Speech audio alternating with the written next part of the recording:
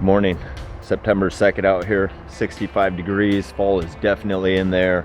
It actually rolled in Sunday evening on the tail end of a hot week we had here in Northwest Ohio. So this coming weekend is the official kickoff weekend of college football. I know there are a few games last week, but a full slate of action this weekend. Along with college football, this weekend is a good weekend to start turning your yard into a lawn. A couple weeks ago, I got permission from my neighbor over here to take care of her front and her side lawn here. I wanted a lawn that some of you probably have today. I just wanted to show that you can get some quick results in the fall with some heavy fertilizer.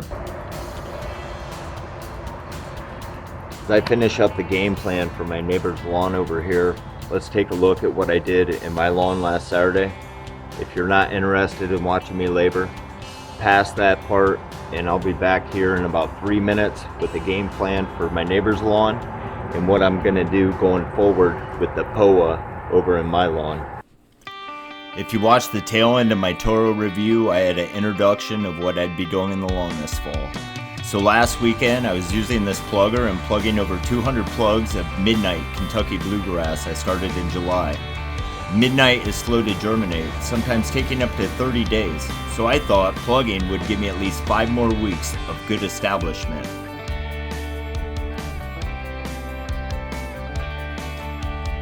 When overseeding, we think seed to soil contact and proper irrigation, but one thing I noticed when I started these plugs, I wasn't getting consistent grass throughout the tray. Come to find out, ants were eating my seed. So I decided, since I was going to be doing an overseed with Midnight, I'd use this ant killer. Just make sure whenever you're applying a product that kills ants, spray a barrier around your house. Ants won't just stay there and take the beating from the chemicals. They'll relocate, so you don't want them in your house.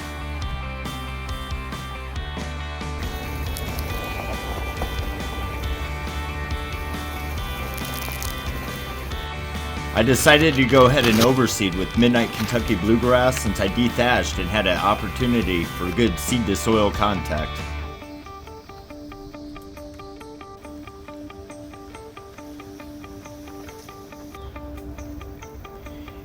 In order to keep the soil moist, I use this peat moss spreader to apply the peat moss.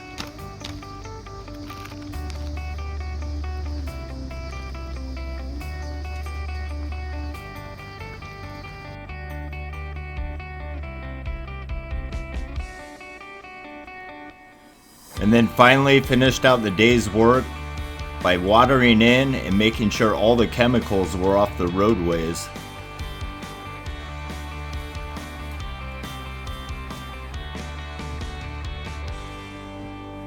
So things happen, we get busy, trust me. Along with all the lawn work I did in my lawn, last weekend I had an unexpected car repair that I had to take care of. So sometimes things get out of control.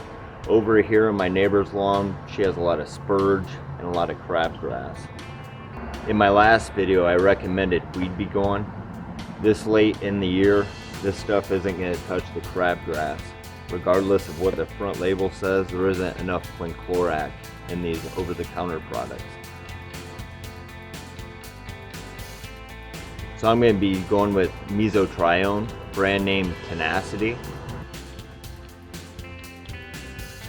Back in 1977, there was this guy in Australia that was wondering why there wasn't weeds underneath a bottle brush tree. So they took the chemical compound from 1977 and they have it in a product for us homeowners today in Mesotrione. Mesotrione can be used when overseeding. It prevents the plant from producing chlorophyll, so you'll see a bleaching on the weeds. There will be bleaching on turf grass, but that's minimal. Within 2 or 3 weeks, you can mow that stuff out. I've also had good success with Mesotrione on clover that I know you guys fight with year after year. Mesotrione also comes in some starter fertilizers. I got a bag of Scott's starter fertilizer for $7 at Lowe's that I'll be using for the POA in my lawn to prevent that seed from germinating. An interesting thing with Mesotrione and POA, I was actually running on the treadmill at Planet Fitness a couple weeks ago. There was a baseball game on, I think it was Dodgers and Phillies, but I noticed POA out in the outfield.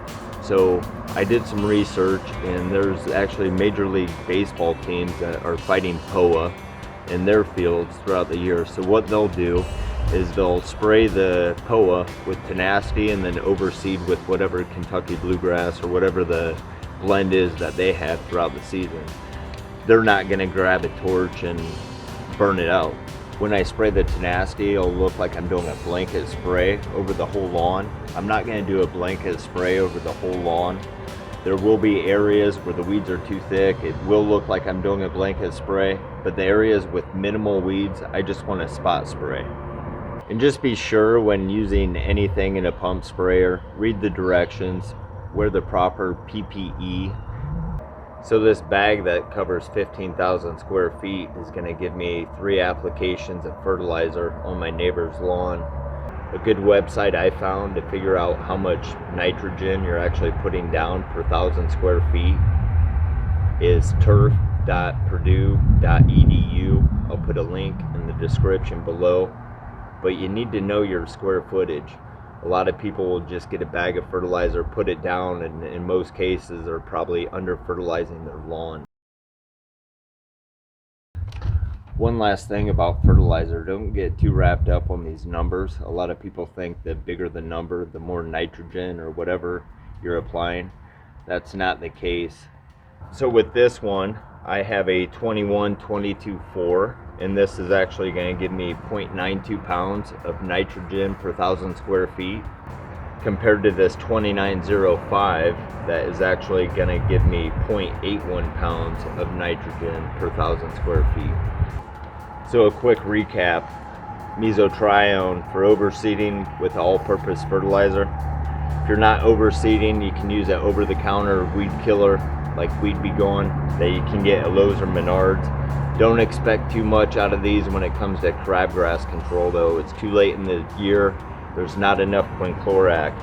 Shoot for at least 2 applications of fertilizer this fall, spaced out 4 to 6 weeks, preferably 3 applications to really get that growth going on the grass. You have less weed competition in the fall, so you want to get that top growth going, fill in those bare spots. Know your square footage. sodsolutions.com. You need to know your square footage, and the Purdue website on how much fertilizer you're actually applying.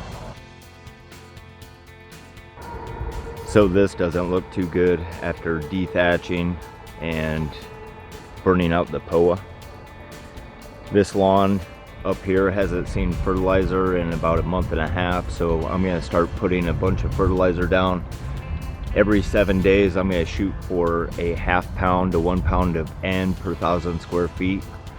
And in the spring, I'll kind of ease up on the fertilizer. The idea behind that is, since we have less weeds in the fall, with the POA being suppressed with the Tenacity, I want this bluegrass to get filled in as quick as possible.